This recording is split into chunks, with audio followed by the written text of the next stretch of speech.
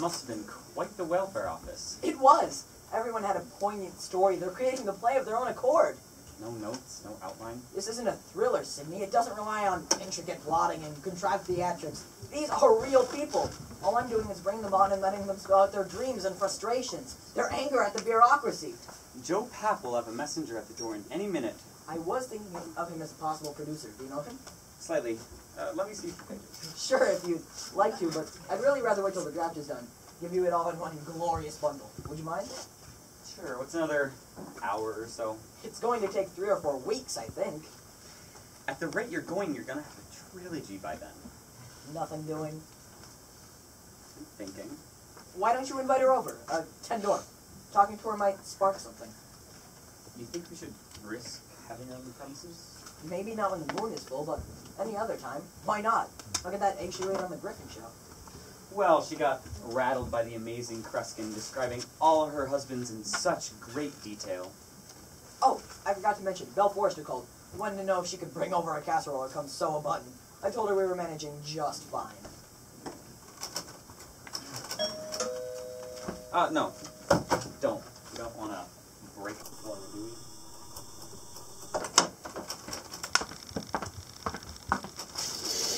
Porter, come in. It's good to see you. How are you? How are you, Sydney? Fine, thanks. There are a couple of things I want to talk to you about. Am I disturbing you? Not at all. Glad of the chance to take a break. How come you're not in the city? I have to be in New Haven this afternoon. The secretary? Yes. My, what a fast typist. He is, isn't he? Come meet him. Clifford? This is Clifford Anderson. Porter Milgram, my friend. How do you do, sir? How do you do? I would say my attorney, but then he'd bill me. I'm going to anyway. This is a business call. Partly, at least. Clifford was at the seminar I conducted last July. He asked me then about a secretarial position, and when Myra passed on, I realized I'd need someone to lend a hand. So, I called him, and the next day, here he was. Have a typewriter, we'll travel. That was very good of you. It's a pleasure to be of service to someone like Mr. Broll. Oh, look at this. Isn't this a beauty? Partner's desk. Where did you find it? Up in Wilton. Just happened on it last week. It makes more sense than cluttering the room with 2 single ones. Cost a pretty penny, I'll bet. Well, it's deductible. Yes, well, they can't very well quibble down a writer's desk, can they? Wait till Elizabeth sees this. How is she? Fine. And the girls? Couldn't be better. Kathy loves Vassar. And Vassar versa, I'm sure. Sit down. Should I go get the groceries? Then you and Mr. Milgram can talk in private. What do you mind? I have to do it sometime before dinner. All right. Be with you in a second, Porter. Take your time, I haven't started the clock yet. I love this room. Isn't it nice? It's a pleasure working here. He's looking well. Yes, he's picked up quite a bit in the past few weeks. The first week he was crying every night. I could hear him plainly. He was drinking heavily. But he'll pull through. His work is a great solace to him. I'm sure it must be. I've always envied my writer clients on that account. I tried to play once. Oh. About the Supreme Court justice I most admire, but even the title was a problem. Frankfurter. Is 20 enough? Too much. We only need salad, things, and milk. I'm just going to Gibson's. Pick up some yogurt, too. Anything but fruit. Are you in the driveway? No, I pulled over on the side.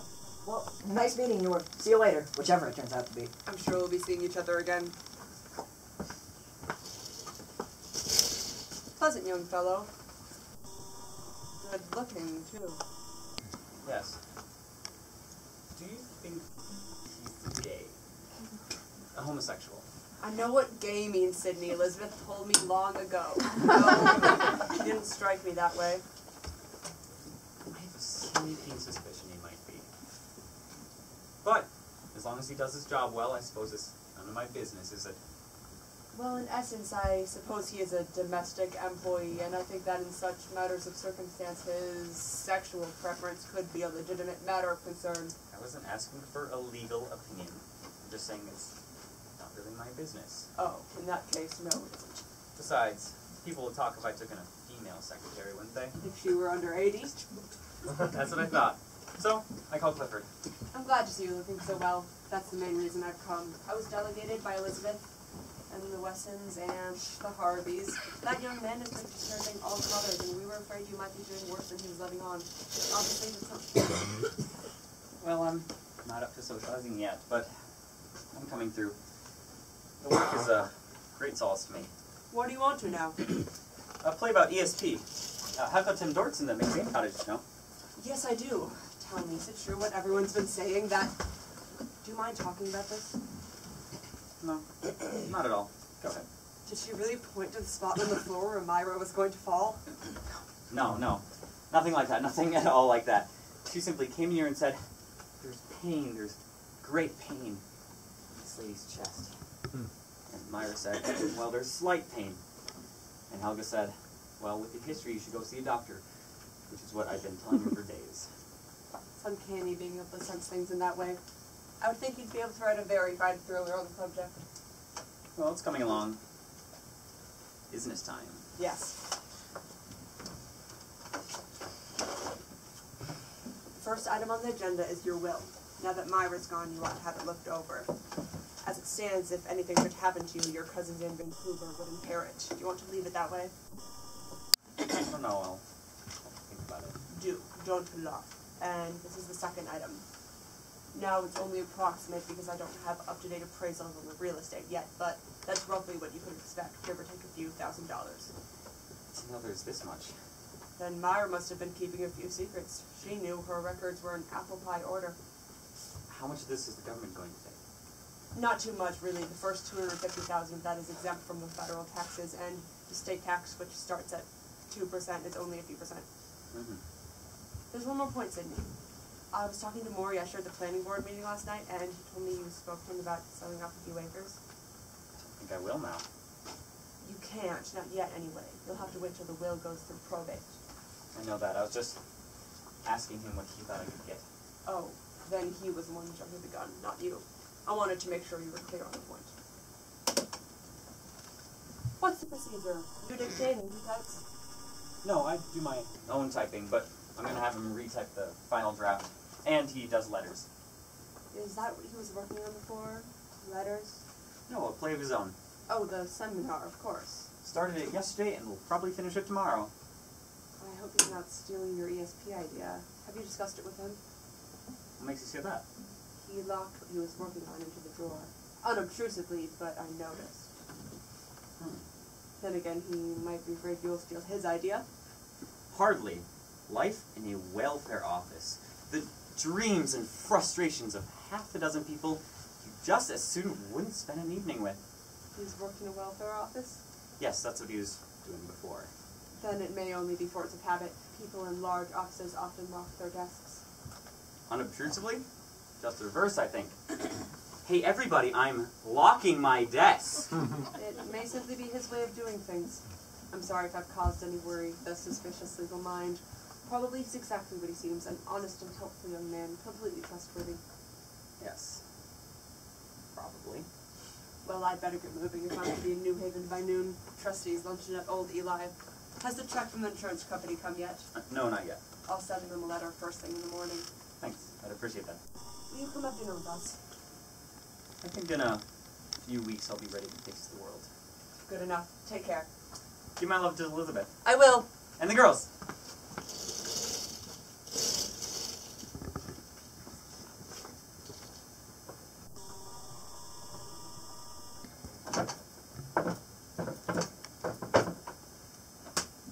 Shit.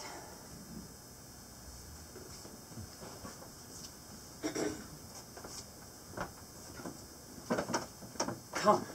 God damn old scrapmanship.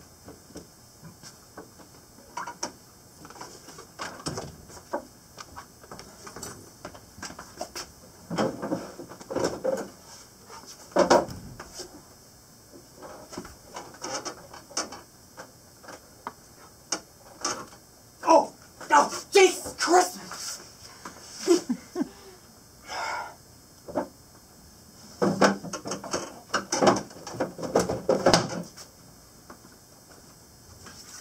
feces! That was quick. I only went to Gibson's. Let me put away. It's fine, I got it. Come on. You shopped, I'll put away. It's only fair. Get back to the welfare office. God forbid. The change is in the bowl. The avocados are supposed to be organic. Oh, Cliff? Could you help me with something quick? Sure thing.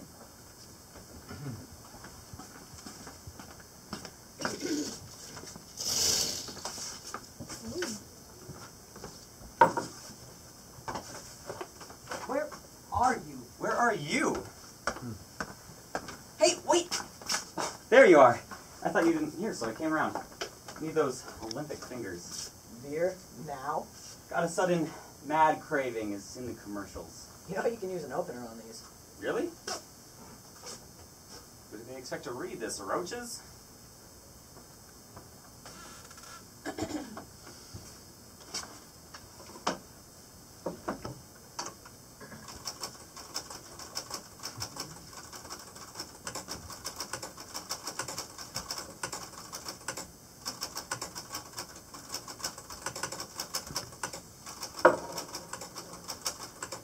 So, you've lost your interest in thrillers, hmm? No taste for the intricate plotting and glib, superficial characters. Want to do something real and meaningful, socially relevant. Hey, focus on your idea and try not to bug me. Your idea will come. Probably. Just keep focusing. It's sure to come any day soon. Deathtrap. A thriller in 2 acts. Characters. Julian Crane, Doris Crane, Willard Peterson, Inga von Bronk. The action takes place in Julian Crane's study in the Crane home in Westport, Connecticut. You have one hell of a nerve! Setting! Julian Crane's study is a handsomely converted stable grafted onto an authentic colonial house. Sliding doors downstage right, and right beside it are the entrances to the living room, and kitchen, and stairway to the 2nd floor. French doors upstage right open out to a shrubbery-flanked patio. Upstage left is a fieldstone fireplace, practical to the extent that paper can be burned in it! The room's furnishings are tastefully chosen antiques. A few chairs and occasional pieces, a buffet downstage with liquor decanters, and the focus of the room, Julian's desk. You remember Julian's desk, don't you? The one he had before he took crazy Willard Peterson into his home? The room is decorated with framed theatrical posters, which, these are window cards, not posters, and a collection of guns, handcuffs, maces, broadswords, battle axes, several of which I'm going to make use of any minute now. That's it? You're not going to read the rest of the 11 pages? Would you like me to explain? What is to explain? You're a lunatic with a death wish. Freud covered it thoroughly. I have the exact same wish you have, a success wish. And this is going to bring you success. It hit me that night, remember? I added in that extra bit while you were looking for the key. It would make a terrific thriller. In which someone like you and someone like me give someone like Myra a fatal heart attack? Yes! At the end of Act 1. What, pray tell, is your definition of success? Sleeping on the floor at the state penitentiary? Look, I knew you would have reservations about it. That's why my first instinct was to say it wasn't even a thriller. I haven't enjoyed putting you on, Sydney. I'm glad it's out in the open. You knew I would have reservations. Well, you do, don't you? The House Madman is writing a play that will send us both to prison. It won't! I am standing here, terrified, petrified, horrified, stupefied, crapping my pants. And he calls that having reservations. I'm not going to use one of those on you. I am going to beat you to death with a thesaurus! Look, no one can prove what caused Myra's heart attack. And if I could change things, I would, but I can't. It has to be a playwright. Who else could receive a finished work in the mail that would make tons of money? a novelist, a composer. Why am I discussing this? A surefire smash hit symphony? No. And would a novelist or a composer know where to get a garret that squirts blood, or how to stage a convincing murder? And it has to be a playwright who writes thrillers, because Arthur Miller probably has old head cases hanging on his wall. I guess I can make it Wilton instead of Westport. Why make it anywhere? Why make it? It's there, Sydney! That's mountains, not plays. Plays aren't there until some asshole writes them. Stop and think for a minute, will you?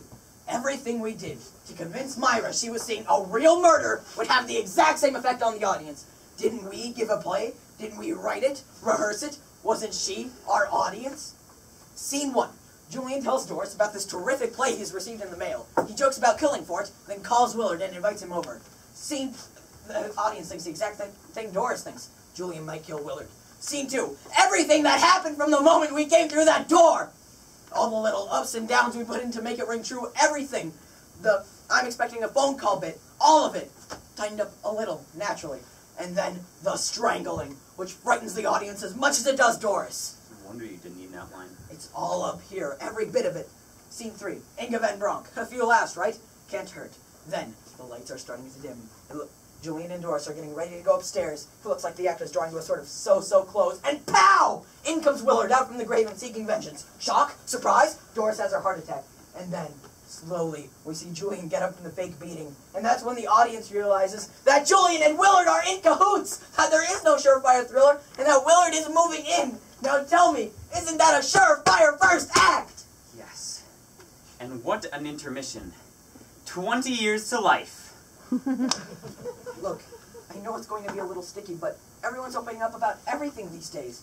On print, on TV, why not on stage? I've given it some serious thought, and I honestly believe it will help the play, give it an added layer of extra gossip. Yes. I can see the box in the Times now. Tongues are wagging about interesting similarities between new play, Deathtrap, and the private lives of its author, Clifford Anderson, and his employer, Sidney Broll, who committed suicide on opening night. When queried, Clifford Anderson said, "No comment. I have a comment, Cliff. No! Absolutely no. I have a name and reputation, tattered perhaps, but still relevant for dinner invitations, house seats, and the conducting of summer seminars. I want to live out my days as author of the murder game, not the guy who knocked off his wife." Oh, look, a fieldstone fireplace. I wonder if it can be used to the extent Don't you dare! You burn that, and I walk out of here and write it somewhere else. I'll get a house-sitting job. Give it to me. Give it, Sydney. I was hoped that when I showed you the finished draft, you'd be impressed enough to get over your Angel Street of tightness and pitch in, but I guess we can forget about that now, can we? collaboration. It's mostly your idea, isn't it? I'm not pretending it's all my baby, and I know that scene 1 is coming out a little heavy and stilted. I was hoping we could be a team, Broll and Anderson. Rogers and Heartless. Now you get it! I could never write something like that on my own. I'm sorry, but I really don't feel like collaborating on my public humiliation. Next season's hit. Don't say I didn't ask. Maybe I better move out anyway. Why? Well, when Helga Tendorf said a woman was going to use that dagger because of a play, maybe she wasn't that far off. Don't be silly. I love you. I never think of harming you. Besides, you'd break my neck. Goddamn right I would. So, don't talk about leaving. I don't know. I'm not sure how I'm going to feel with you being uncomfortable about this. I'll whistle a lot. Maybe I am being old-fashioned and uptight. You are! These days, geez, who cares about anything? I certainly use the royalties of a good, solid hit. I think there's a movie in it, too. Porter gave me the figures on Myra's estate. It's even less than I thought. $22,000, half of which goes into back taxes. There's the land and money, but I can't sell off any acreage until the will goes through probate, and Porter thinks that will take 2 or 3 years. The insurance money isn't all that much. The offer is still open. You know, it did hit me that night that it would make a good first act. It would. I don't know. Pretty neat the way you managed it. I tried breaking in. The damn thing's a fortress. reporter noticed you locking up. I thought you were stealing my ESP idea. He's sharp. Dull, but sharp. I'll do it. Let people talk. I'll blush all the way to the bank. Really? Roland Anderson. Terrific! Just think, me, Clifford Anderson, collaborating with the great Sidney Brull! That's from Act 1. Act 2 is going to be a problem. How so? Well, we have a murder in Act 1. 2 murders in effect. Act 2 is liable to be a letdown. Not necessarily. And we'll bring in a 5th character, of course. I was thinking of an inspector. Maybe the Connecticut version of the one you had in Dial M. Inspector Hubbard. And Inge Van Bronk got to come in again. A good comic character like that would be terrible to waste. You go on thinking some about Act 1. I'm gonna draft Act 2 a little.